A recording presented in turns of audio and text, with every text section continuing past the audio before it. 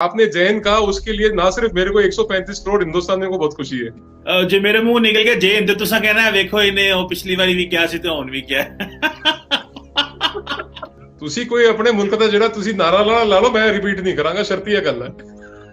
नहीं नहीं नहीं नहीं नहीं, देखिए बात ये है, मैं ये कहता हूं कि हर इंसान को, भारत के लोगों को यही कहना चाहिए जी, भारत जिंदाबाद। पाकिस्तान को कहना चाहिए पाकिस्तान जिंदाबाद। तो अच्छा, खूबसूरत बात है। दोस्तों, पाकिस्तान के मंत्रियों के टंग स्लिप तो आपने बहुत बार सुनी होगी। मतलब भारत के पक्ष में अगर कोई बयान निकल जाए और बाद में बवाल मचा दे तो ये बयान आता है कि टंग स्लिप हो गई मेरी।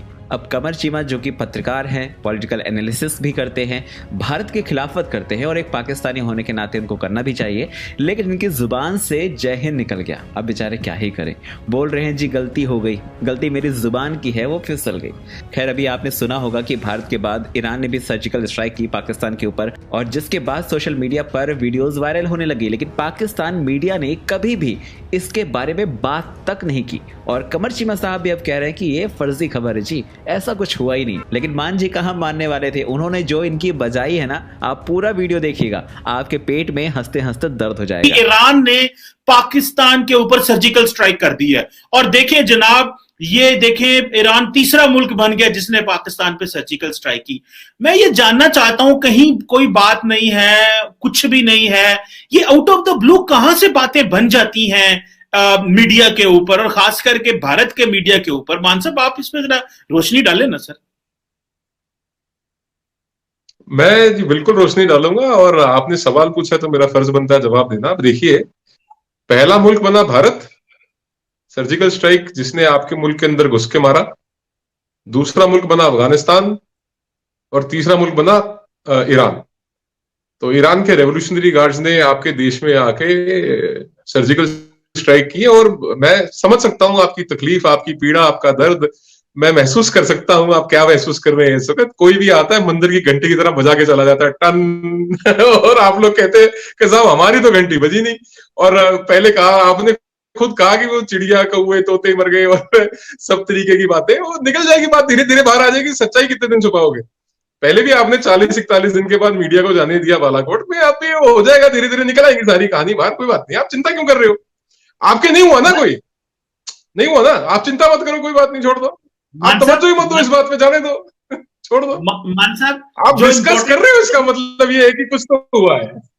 मैं बता देता हूं मान साहब, जो इंपॉर्टेंट चीज है, आपकी खूबसूरती ये है कि अगर पाकिस्तान 2 दिन बाद डिफेंस अताशीज को और इंटरनेशनल मीडिया को लेके बालाकोट चला गया, आपने इतना शोर मचाया, अपने ऑडियंस को बताया जी 40 दिन 40 दिन 40 दिन। सुनिएगा सुनिएगा सुनिएगा, इतना आपने शोर मचाया मान साहब को, लोगों ने कहना शुरू कर दिया 40 40 40 40। एक चीज आज आपने कह दिया जी अफगानिस्तान ने कर दी, फिर आपने ईरान का नाम ले लिया। मुझे एक बात बताएं, जो बालाकोट में हुआ वो तो हुआ, रात के अंधेरे में सुबह 4 बजे खौफनाक एक बड़ा हमला करने की कोशिश की, लेकिन मुझे एक चीज की समझ नहीं आई, ये रात के अंधेरे का क्यों इस्तेमाल किया गया?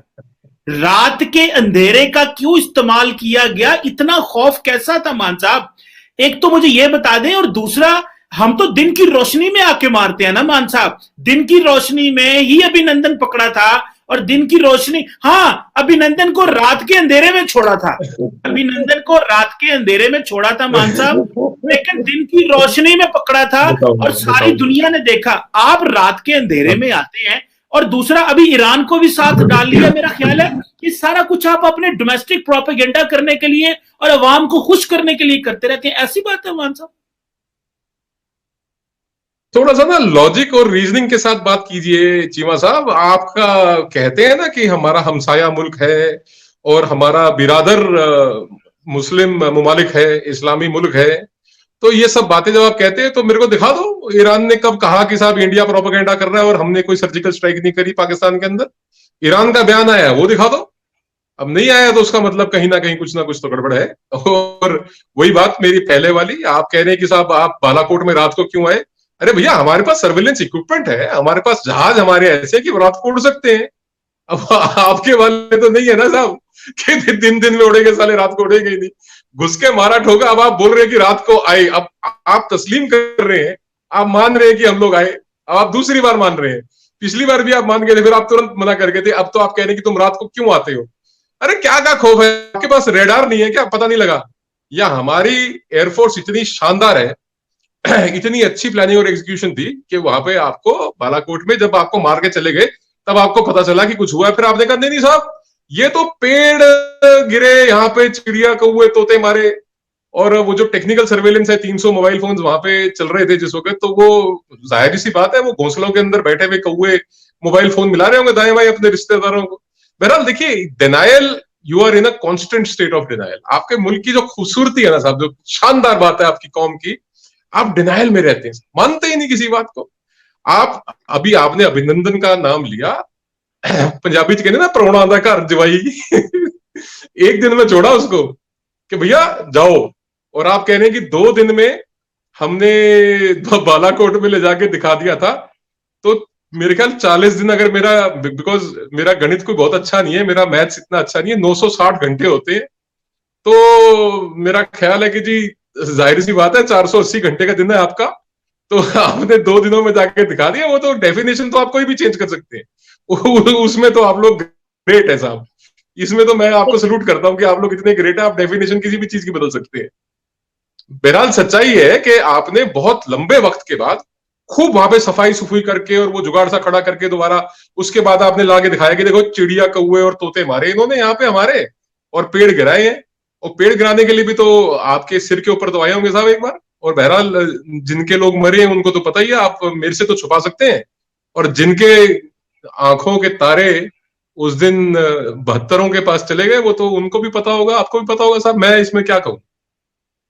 जी मान साहब, वैसे एक छोटी सी बात है इस पॉइंट के हवाले से, अगर इतना ही कलबोश, वो जो अभिनंदन साहब जो हैं जिनका आप बड़ा कहते हैं वो जी हमने छुड़ा लिया, हमारा खौफ ही बड़ा था, तो वो खौफ आपका कुलभूषण के लिए क्यों काम नहीं करता?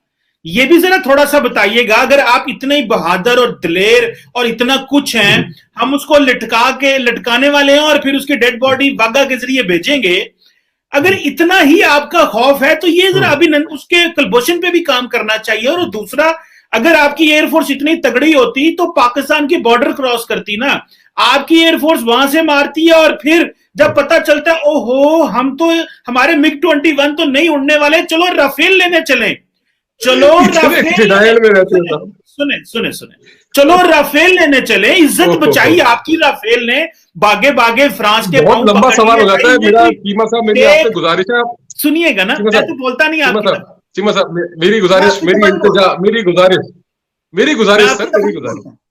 मेरी गुजारिश, मैं आपको काट नहीं रहा, मेरी आपसे गुजारिश है, मैं क्या कह रहा हूँ सुनो।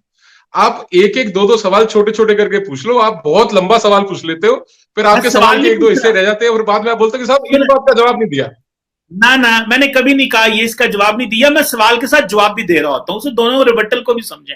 एक तो तुहानू समझाना पैंदा है कि सवाल है, रिबटल आप देके फिर सवाल मसला कोई नहीं, फिर और फिर गल आ जाती है ना, फिर मैं आखना नहीं बुरा ना लगे, और फिर सरदारा नू सारी गल समझ भी नहीं होती, दसना पैंदा कि भाईजान ये सवाल है, जवाब भी नाल दिता तुहानू। अच्छा हुण मैनू ये दसो, आपकी एयरफोर्स ने तो प्रोपेगेंडा कर ली, ओ जट मेरी गल सुन, ओ चिमे ओ जट्टा मेरी गल सुन, तू पिछो की है, तू पिछो की है, तू है तो तू भी पुराना सरदार ही है। मैं मानना वा मेरे बहुत जवाब जड़े ने पिछे साडे वड्डे के, मेरी थोड़ी तो डिस्कशन होनी नहीं चाहिए थी। सुनो मेरी गल तो सुनो, सानू अकल आ गई टाइम ना, मेरी गल तो सुनो एक मिनट, फिर कायदे से एक मिनट जटा मेरी गल सुनो, जटा मेरी गल सुनो, फिर तक कायदे नाल डिस्कशन होनी नहीं चाहिए थी। ਉਹ ਜੱਟ ਨੇ ਦੂਜੇ ਜੱਟ ਨੂੰ ਕੀ ਪੁੱਛਣਾ ਤੇ ਜੁੱਟੇ ਜੱਟ ਨੇ ਪਹਿਲੇ ਨੂੰ ਕੀ ਸਮਝਾਉਣਾ। ਮਾਨ ਸਾਹਿਬ ਕਹਾਣੀ ਕੋਈ नहीं है, ਇਹਦਾ डिस्कशन ही नहीं होनी चाहिए। मान साहब देखिए बात सुने, मैं क्या सानू आ गई अकल साडे वडगियां नू ते असी गए बच, ते तुहानू भी थोड़ा जिहा हुण सोच लो, बड़े सुन लो गल ते सुन लो, मैं पिछला कंप्लीट कर ला। मैं सिर्फ इतना कह रहा था कि जो आप कहते हैं कि जी हमने F-16 गिराया, वो तो अमेरिका ने कह दिया था कि भाई हमारे यूनिट्स जो पाकिस्तान के पास पड़े हैं ये पाकिस्तानी JF-17 उड़ाता रहा। लेकिन मैं जो असल क्वेश्चन है वो वहीं रह जाता है कि ये फेक प्रोपेगेंडा जो मान साहब होता है कि जी कह दो ईरान ने भी किया, अफगानिस्तान ने भी किया, हालांकि जाहिर बात है देखें आपके पास कैपेबिलिटी है, आप आज पाकिस्तान को मारना चाहे मार सकते हैं, हम मारना चाहे मार सकते हैं। देखना ये होता है कि मार के फिर उसको बर्दाश्त भी कर सकते हैं कि नहीं कर सकते। असल चीज तो ये होती है, ये नहीं है कि हमने मारने की सलाहियत नहीं है, आपके अंदर भी सलाहियत है, हमारे अंदर भी सलाहियत है। तो ये चीजें मैं सिर्फ मुझे प्रोपेगेंडा का बता दें, ये ईरान का प्रोपेगेंडा बीच में कहां से आ गया, ये तकरीबन मैं आखिरी सवाल करने लगूं, फिर मैं अगले पॉइंट पे आता हूं सर। देखिए हजरत, पहले तो मैं आपको आपकी पहली बात का जवाब देता चलूं। पहला जवाब तो ये है साहब कि अगर सुन्नत कराने से अकल आती है ना, तो साहब कहीं पे स्कूल कॉलेज ना होते। आपने कहा थी हमारे बड़े बड़ेरों को अकल आ गई, तो केवल सुन्नत कराने से और धर्मांतरण से, धर्म परिवर्तन से और सरदार से मुसलमान बनने से अगर अकल आती ना मेरे भाई, तो सिर्फ सुन्नत करो और चलो भाई आ गई अकल। समझ गए? तो ये जरा अपने दिमाग से वहम निकालो। सबसे पहले तो अकल आती है पढ़ने से, और आप और मैं हम दोनों पढ़े लिखे हैं, तो हम जरा जाहिलों की तरह बात ना करें तो हम दोनों के लिए अच्छा। और दूसरी बात, आपने कहा कि मारने की बात और मारने की सलाहियत की बात और बर्दाश्त की बात, तो आपको और आपकी कौम को ये सलाम और दोनों हाथों से सलाम है साहब। आपके अंदर इतनी बर्दाश्त है, आपके उड़ी सर्जिकल स्ट्राइक हुई, आप लोगों ने बर्दाश्त की। आपके मुल्क के 2 टुकड़े हुए, आपने बर्दाश्त किए। आपके आज भी सर्जिकल स्ट्राइक हुई, आपने बर्दाश्त करी। बालाकोट के बाद आपने बर्दाश्त करी। आपकी बर्दाश्त का कारण मैं जानता हूं क्या है, आप बताता हूं मैं आपको। वो है कांस्टेंट स्टेट ऑफ डिनायल। कैसे तो मारो ना खिंच के थप्पड़, लगी नहीं मास्टर जी। फिर तो जवारो लगी नहीं, तो आप मानते ही नहीं, आपको लगी है तो आपको कोई क्या कहेगा। और तीसरी बात, आप फिर दोबारा उस बात के ऊपर प्रेस कर रहे हैं कि ईरान ने पाकिस्तान के अंदर सर्जिकल स्ट्राइक नहीं की। बड़ी अच्छी बात है साहब, नहीं की तो ये बात ईरान अपने मुंह से कह दे कि इंडिया झूठ बोल रहा है तो हम भी मान लेंगे। तो भाई वो अपने मुंह से बोल देगी जी हमने अपने भाई को घर में घुस के नहीं मारा, हम मान लेंगे। और ऐसे ही यार वो मलेशिया भी तो आपका मुस्लिम ममालिक है, आपका जहाज पकड़ रखा उन्होंने, छोड़ते नहीं है। आपके आपके देश के कुछ होटल जब्त कर रखे हैं। देखो आप मानो भाई, आप ना मानो अच्छी बात है। वो कहते हैं वो खिंच के मार देगा, मास्टर जी मैं तो लगी नहीं ना, मास्टर दर्द नहीं होया। पता ही नहीं लगा। आपकी भाई साहब बर्दाश्त बहुत है, मैं आपको सलूट करता हूं, दोनों हाथों से सलूट करता हूं। आपके बहुत बर्दाश्त है। आपने कहा ना कि सलाहियत रखते हो अगर मारने की, तो बर्दाश्त आपके अंदर बहुत ज्यादा है साहब।